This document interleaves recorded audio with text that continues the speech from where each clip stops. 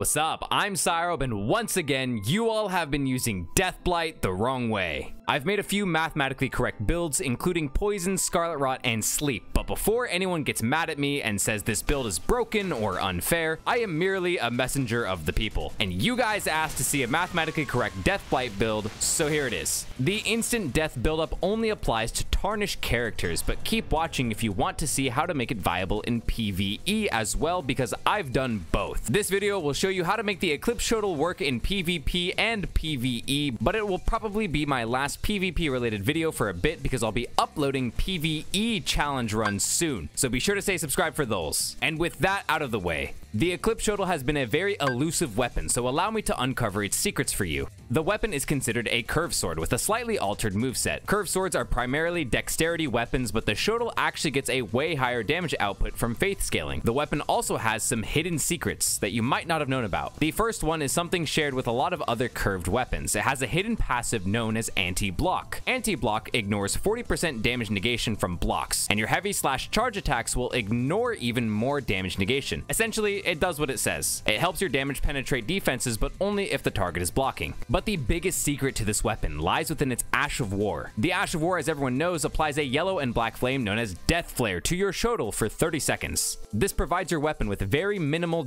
Blight buildup that only affects tarnish or human type enemies, including NPCs like Sir Gideon. However, 90% of the time you will actually kill your target before the instant death gets fully applied. But something I rarely see anyone talk about is that the Ash of War has a two-part activation. The first part, as you saw, ignites your weapons with on-hit Blight, but the second part looks like this.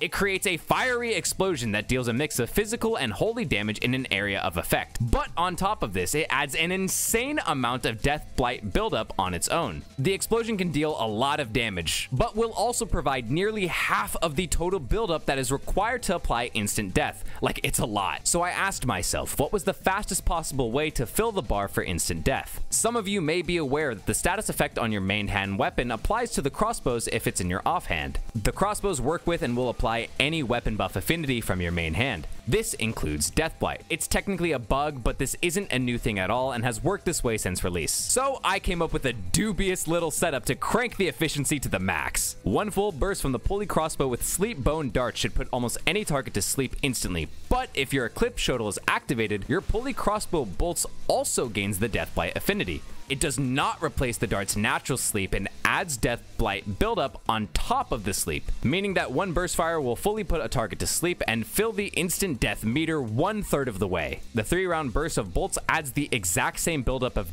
Blight if you were to melee attack someone with it just 3 times, but a whole lot faster. You can also shoot them another 3 times while they're asleep to become a literal death machine, which ends up filling the instant death meter 2/3 of the way. With this, it only takes 9 shots or 3 full bursts to fully apply Blight. So one more burst or a few more melee attacks and your target will be instantly blighted. And I know some people are probably going to complain that this is bug abusing or an exploit, but it's merely for analytics. And honestly, it's just as good, if not better, even if the crossbow burst fire didn't apply Blight. That's because the Eclipse Shotel, as I mentioned earlier, has the second part to its Ash of War that builds up significantly more Blight than the Blight shots from the crossbow does. So putting a target to sleep without the use of the bug and combining into the Ash of War will fill the meter pretty much halfway anyways. The sleep combo into the Blight buildup is insane, and I made a fun little minigame because in all my footage the Eclipse Shotel is +0, meaning I didn't upgrade it once so that it deals next to no damage, because I only wanted to make use of the instant death buildup and it worked a little too well. Now moving on to PvE. While unfortunately the